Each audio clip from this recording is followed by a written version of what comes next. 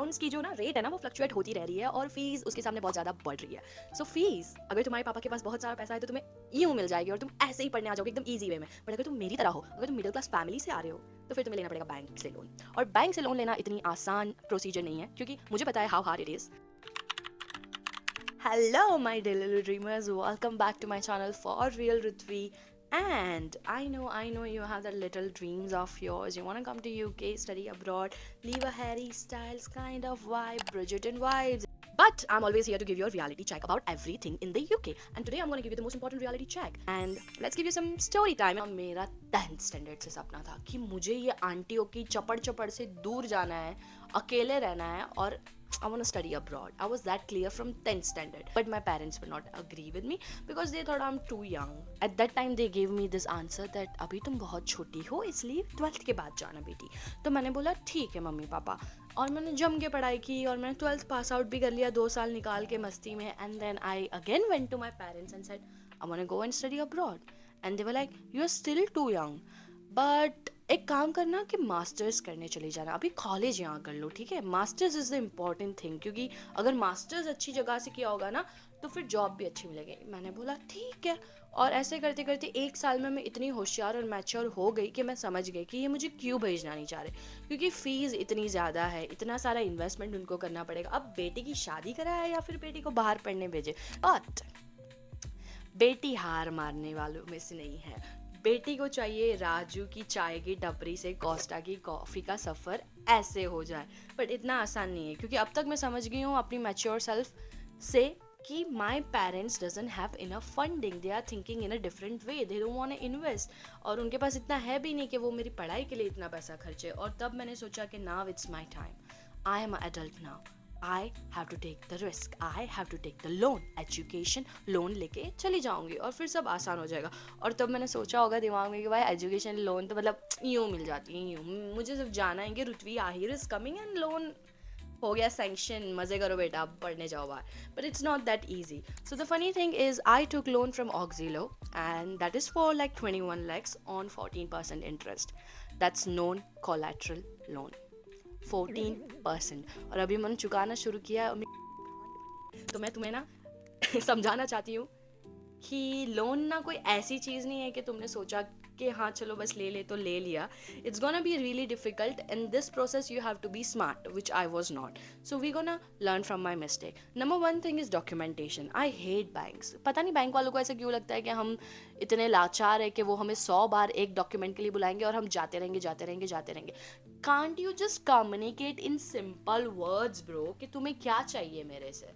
Why are you acting like that red flag? उसके बाद जब डॉक्यूमेंटेशन की भागा दौड़ी कर करके फाइनली जब तुम सेकेंड स्टेज पे आते हो तो वेटिंग प्रोसीजर होता है जब वो तुम्हारी एप्लीकेशन रन होती है. एप्लीकेशन जब रन होती है ना तब दिल में से धक धक होने लगता है कि कब एप्लीकेशन अप्रूव हो, कब पता चले. और ये साली तुम्हें इन्फॉर्म भी नहीं करेंगे. तुम्हें खुद उनके पीछे भागना है क्योंकि तुम तो मजदूर हो पैदा. उनको पता है कि ये बाहर जाके मजदूरी करने वाले इंटरनेशनल स्टूडेंट फिजिकल लेबर, तो वो तुमसे वहीं से करवाना शुरू कर देते हैं. It's more like a you are playing a test match कि जाने से पहले ये मैच खेल के दिखा फिर तुझे पता चलेगा.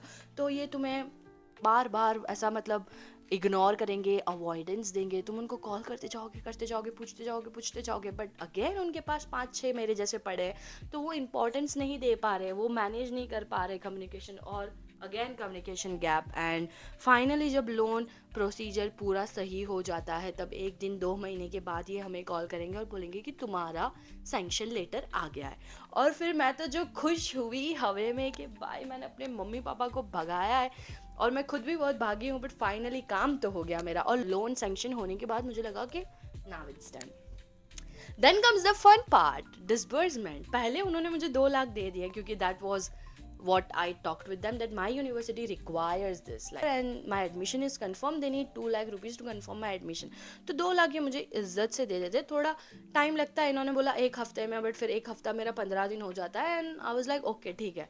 And it was a peak time guys. मैं अपनी प्रोसीजर में ऑलरेडी लेट थी. जब बच्चे 6 महीने पहले प्रोसीजर शुरू करते मैंने 3 महीने पहले शुरू की है. Then comes the main part कि अब मेरा वीज़ा रखना है priority.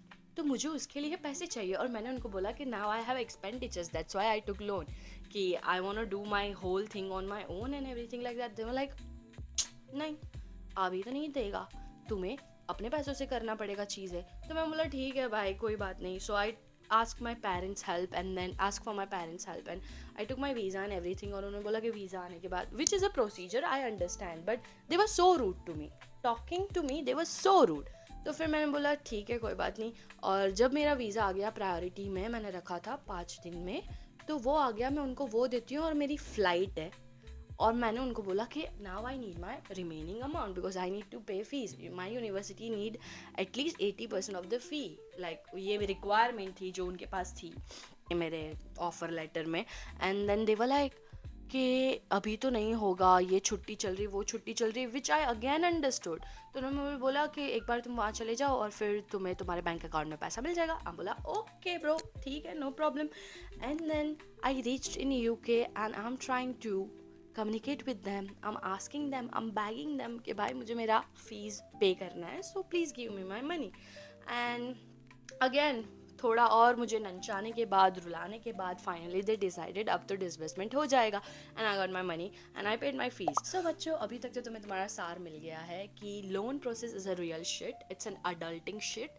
For that you need a lot of knowledge and you have to be wise enough to choose the best bank which is giving the best offer to you, not मेरी तरह कि जो बस पहले तुक्का लग गया और 14% इंटरेस्ट पे लोन ले लिया और फिर तुम पागल हो गए। सो तुम्हें ये गलती नहीं करनी है and I have found something out of my research and that's where comes Gyandan। It's India's first and largest loan marketplace। So the process is super simple। First you check your eligibility, then you get your personal counsellor जो तुम्हारी पूरी process में help करेगा।